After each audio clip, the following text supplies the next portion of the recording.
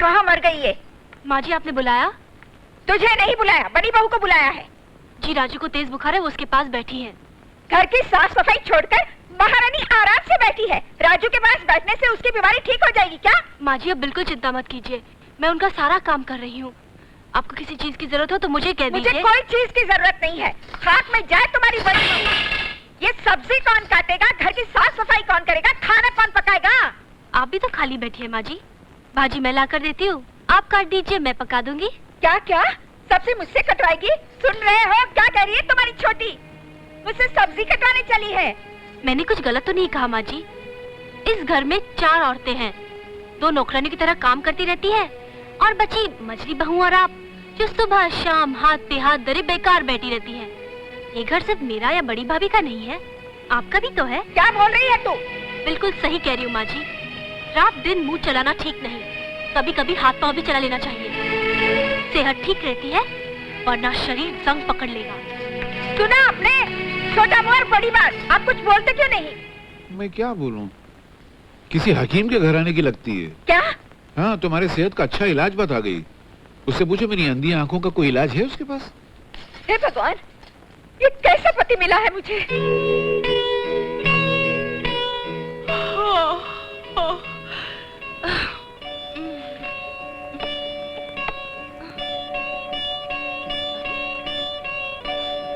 आज इतनी देर हो गई, बड़ी भाभी अभी तक मेरे लिए बेटी नहीं लाई।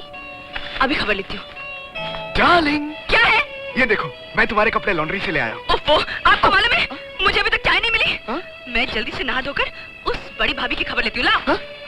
हाँ हाँ डार्लिंग, जरा जम के खबर लेना। हाँ, मुझे भी अभी तक चाय नहीं मिली।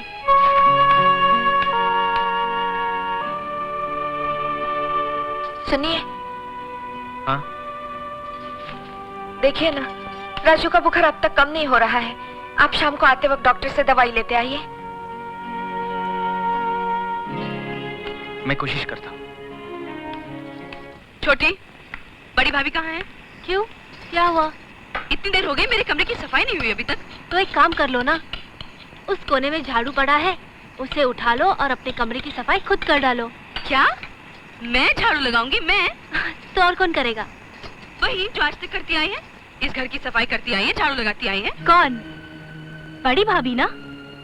वो आज तक बड़ी भूल करती आई हैं। तुम्हारा काम कर करके उन्होंने तुम्हें सुस्त और काहिल बना दिया है। क्या? मेरी बात पूरी तरह सुन लो।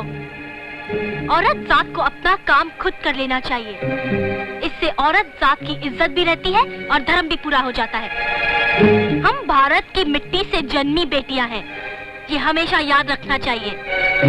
अब शर्माओ मत। वहाँ झाड़ू पड़ा है, उसे उठा लो और अपने कमरे की सफाई खुद कर डालो। क्या? मैं सफाई करूंगी? मैं इस घर में 6000 रुपए किस लिए देती हूँ? झाड़ू लगाने के लिए, सफाई करने के लिए? तुम 6000 रुपए किसके हाथ में देती हो? माँ जी के हाथ में। माँ जी के? ठहरो। पिताजी, आप कुछ कहते क्यों नहीं है? हा? आपको पता है छोटी बहू ने क्या क्या कर डाला? उसने तो झाड़ू तक थमा दिया हाथों में। अरे भाई, अब तुम राई का पहाड़ बना रहे हो तो मैं क्या करूं? अब तुम एक बात बताओ, अगर तुम्हारी पत्नी थोड़ी देर ही झाड़ू मारेगी तो क्या उसका धर्म भ्रष्ट हो जाएगा? आप तो वाह वाह पिताजी, इस घर में 6000 रुपए देने के बाद भी क्या मैं ही झाड़ू लगाऊंगी? तुम्हारा क्या मतलब है कि जिसका पति जितने कम पैसे देगा उसकी पत्नी को उतनी ज्यादा झाड़ू पोता करना पड़ेगा? जी, अब आप सही समझे हैं। इस लिहाज से तो फिर मेरी पत्नी को सबसे ज्यादा काम करना चाहिए, क्योंकि मैं तो घर में कुछ देता ही नहीं हूँ।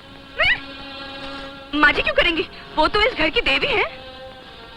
ठीक है, तो फिर मैं ही लगा लेता हूँ। लाओ बड़ी बहू, ये झाड़ू मुझे दो, मैं झाड़ू लगा लेता हूँ। नहीं नहीं बाबूजी, ये आप क्या कह रहे हैं? ऐसा सुनना भी मेरे लिए पाप है। मैं झाड़ू लगा दूंगी। नहीं दीदी, तुम जाके बीमार राजू के पास बैठो, मैं कर देती हूँ। नहीं राधा, जिसका पति 1000 रुपया कमाता हो, उसके बीमार बच्चे को माँ का प्यार पाने का कोई हक नहीं। आई बड़ी माँ की ममता दिखाने वाली।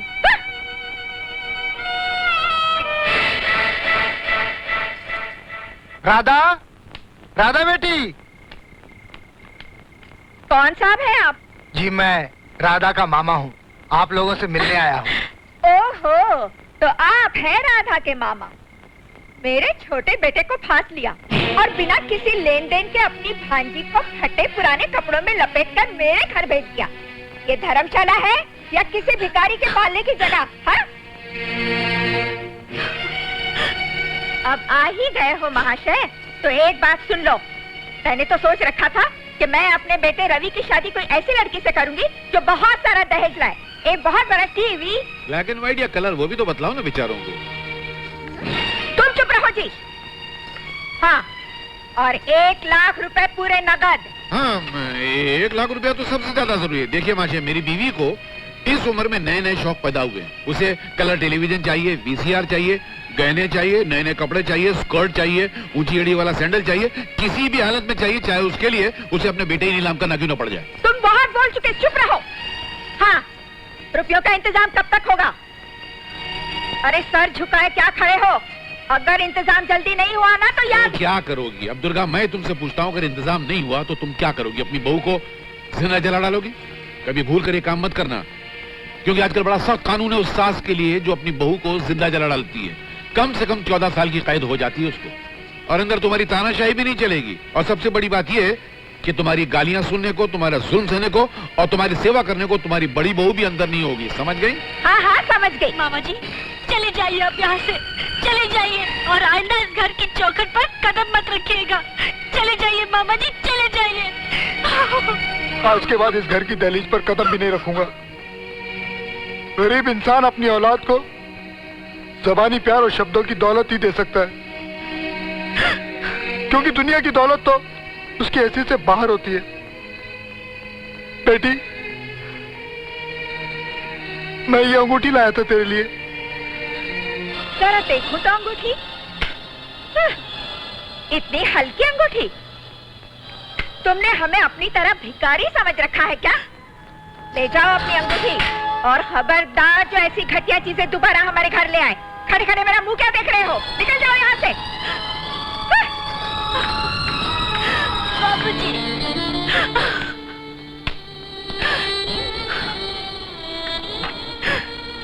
बाबूजी,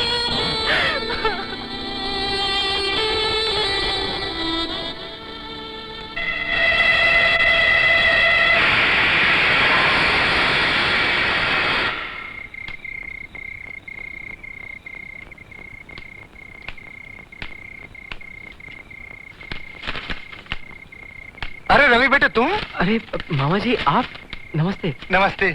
कब से बैठा आपका इंतजार कर रहा है। क्यों? अरे घर का हाल चाल जानने के लिए, और क्यों।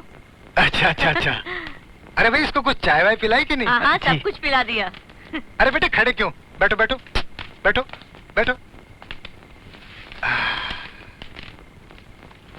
क्या हुआ, अंगूठी दे आए राधा को? हाँ, अंगूठी? हाँ बिल्कुल दे आया हूँ राधा को।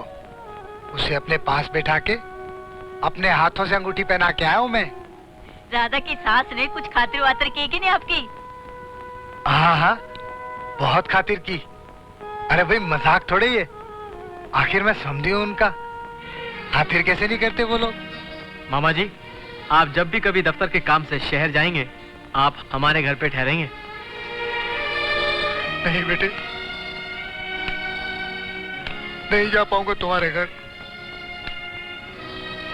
तुम्हारे घर वाले बहुत खातिर करते हैं, पर इतनी खातिरदारी मुझसे सहन नहीं होगी। अरे आप रो रहे हैं क्या? नहीं धनवंती, ये तो राधा के प्यार के आंसू हैं।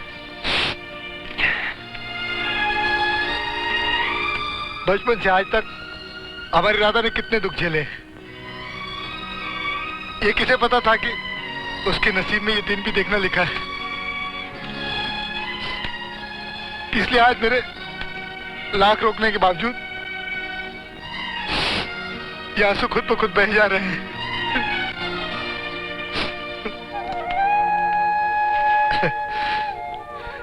तेरा काम कैसा चल रहा है? बहुत अच्छा जी, शुक्रिया।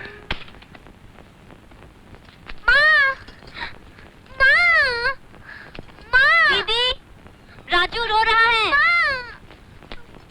ओह गॉड, क्या बात है राजू? अरे तुझे तो तेज बुखार है।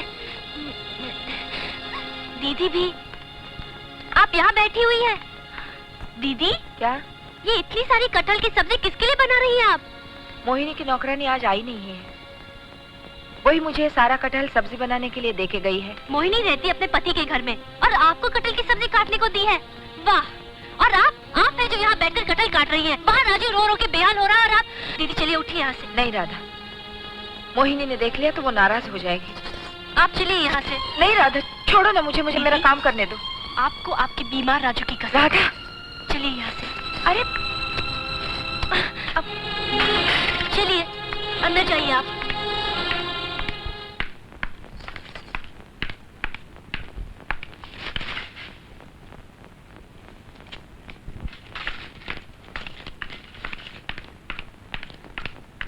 चुड़ैल, अरे ये कटहल वैसे की वैसी पड़ी है और ये महारानी गायब। अभी देखती हूँ। भाभी, बड़ी भाभी, बड़ी भाभी। एक मिनट, उनसे क्या काम है? मुझसे कहो। तुमसे क्यों कहूँ? मुझे उनसे काम है। अरे इस घर की बड़ी बहू पर हुक्म चलाने से पहले तुम्हें छोटी बहू से बात करनी होगी। मुझे तुमसे कोई बात नहीं करनी। क्या बात है? क्या हुआ मोहिनी? माँ देखो ना, मेरे देवर जी मेरे घर आए हैं। तुम्हें तो मालूम है ना कि उन्हें कटहल खाने का कितना शौक है। हाँ। माँ मैं कुछ कटहल लाई थी और बड़ी भाभी के पास काटने के लिए दे गई थी, लेकिन उनकी हिम्मत देखो, सारी की सारी कटहल वहीं पड़ी है।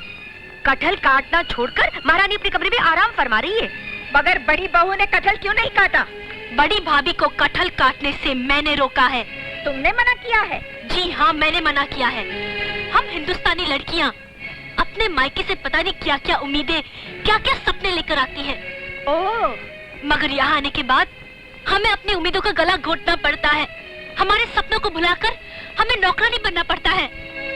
इसके बाद भी हम हालात से समझौता करके नौकरानी बनना मंजूर कर लेते हैं। मगर माँ जी, अगर बाहर वाले आकर हमारे साथ नौकरानियों जैसा बर्ताव करे तो हमें यह हरगिज़ मंजूर नहीं होगा। उस दिन जब मैंने आपको बोला कि मुझे कटहल काटना नहीं आता, तो आप लाल पीली होकर बोली, क्या मुझे मेरे घर वालों ने सिर्फ बड़ी बड़ी बातें करना सिखाया है, कटहल काटना नहीं सिखाया? आज मैं आपसे पूछती हूँ माँ जी, क्या सिखाया आपने अपनी बेटी को? सिर्फ झगड़ा करना? सुन लो माँ, सुन लो। तुम सुनो श्रीमती मोहिनी जी, अगर तुम्हें अपने देवर को कटहल खिलाने का इतना ही शौक है तो अपनी माँ से कहो कि तुम्हें कटहल काटना सिखा दे। और अगर तुम्हारी माँ भी न जानती हो तो तुम मेरे पास आ जाओ। मैं तुम्हें कटहल साफ करना और काटना ऐसा सिखा दूंगी कि जिंदगी में दोबारा काटने का नाम नहीं लोगी। समझी मोहिनी जी? माँ, मेरी नाक कट जाएगी आज देवर के सामने। क्या खिलाऊंगी उन्हें आज? अरे बेटी, तुम अपने देवर को किसी अच्छी होटल में ले जाके खाना खिला देना।